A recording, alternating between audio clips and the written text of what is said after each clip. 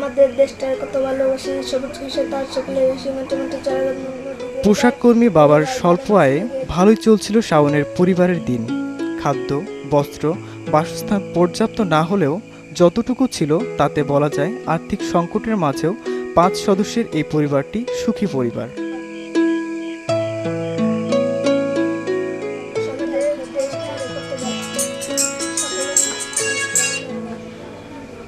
Hello, কে আপু? আব্বা বাজার নিয়ে এসে যা বাজার নিয়ে আপু এসে। কর্মস্থল থেকে প্রতিদিন দুপুরে বাড়িতে খাবার খেতে আসতেন শাওনের বাবা। এ নিয়ে শাওনের মা থাকতো মহাব্যস্ত।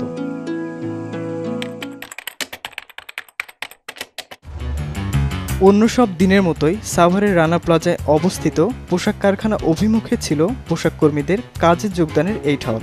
ভবনে ফাটল ধরায় নিষেধাজ্ঞা থাকা সত্ত্বেও মালিক পক্ষের বেতন বন্ধ করে দেওয়ার হুমকি আর চাপ প্রয়োগের প্রেক্ষিতে মেহনতি শ্রমিকরা অজানা এক ভয় সংশয় নিয়ে যোগদান করেছিলেন কাজে। আর কাজে যোগ দেওয়ার ঘণ্টাখানিকের মধ্যে কয়েক হাজার শ্রমিকের উপর ধসে পড়ে 8 তলা বিশিষ্ট রানা প্লাজা ভবন।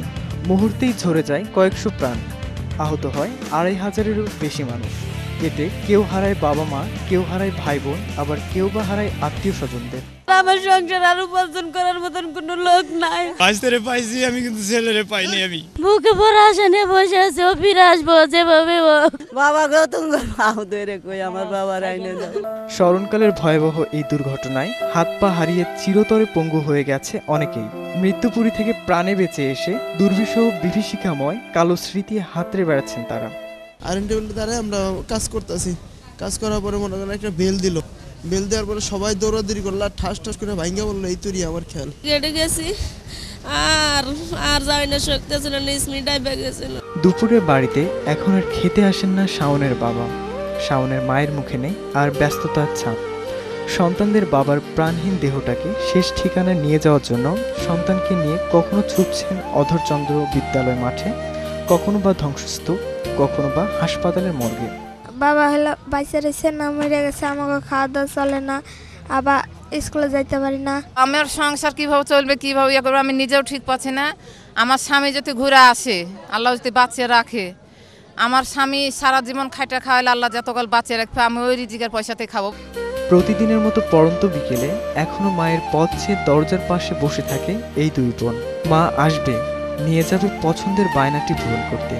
কিন্তু হায়, সবাই আসে না শুধু মা। বান্ধবী সম্পর্কে ছিল আমার সাথে, যা কিছু ঘটছে আমার আম্মুর কাছে সব কিছু বলছি। আমরা 3 ভাই বোন এখনো পথের দিকে চাই রয়েছি যে আমার আম্মু কখন আসবে আর কখন আমাদের আদর করবে।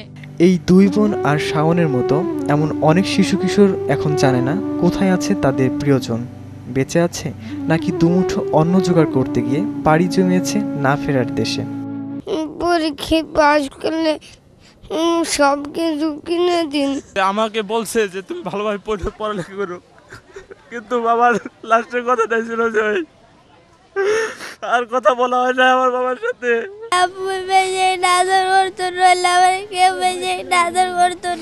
চারিদিকে লাশ আর লাশ, আহত ও স্বজনহারাদের আর্তনাদ আর নিখোঁজদের সন্ধানে স্বজনদের আহাজারিতে সাভারে চলছে শোকের মাতম। গোটা জাতি আজ স্তব্ধ। এর জন্য দায়ী মূল হোতাদের গ্রেপ্তার করেছে আইন প্রশাসন। তবে অপরাধীরা গুরু পাপে লঘুদণ্ড পাবে কিনা এ নিয়ে রয়েছে সংশয়। বিগত দুর্ঘটনার জন্য দায়ী ব্যক্তিরা অর্থের জোর আর ক্ষমতার দাপটে পার পেয়ে যাওয়াতেই এই সংশয়ের উদ্ভব। এই যে বড় বড় ঘটনাগুলা ঘটে, কোনো মালিক পক্ষ শাস্তি ওইভাবে না হওয়াতে এই সুযোগগুলাই কিন্তু মালিক পক্ষ নেয়।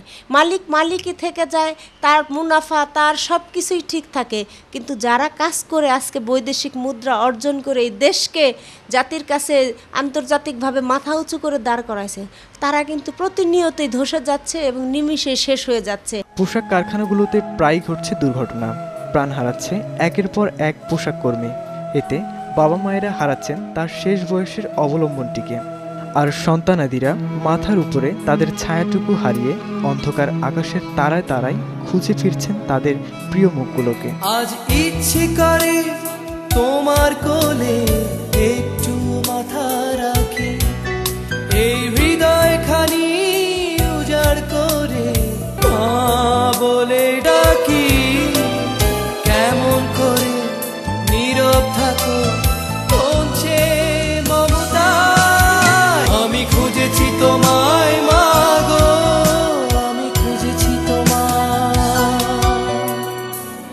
প্রিয়জন হারা মানুষগুলোর এই বুক ফাটা কান্না কখনোই থামবার নয়। পরিবারের প্রিয় মানুষটিকে আর কখনোই দেখতে না পারার বেদনার গ্লানি সারা জীবন বয়ে বেড়াবে শাওনের মতো অসংখ্য শিশু কিশোর। পিতৃমাতৃহীন এসব শিশু কিশোরদের আর্তনাদ, স্বজনদের আহাজারি কোন সান্ত্বনা, কোন সাহায্য সহযোগিতায় থামানো যাবে এর কোনো উত্তর আমাদের জানা নেই। শুধু এতটুকুই বলা যাবে, পরিজনদের মুখে দুমুঠো ভাত তুলে দিতেই কর্মক্ষেত্রে জীবন দিয়েছে এদের বাবা মা, আত্মীয় স্বজন ও ভাই বোনেরা, যা সারা জীবন দুঃখের ক্ষত হিসেবে বয়ে বেড়াবে এতিম এসব শিশুরা।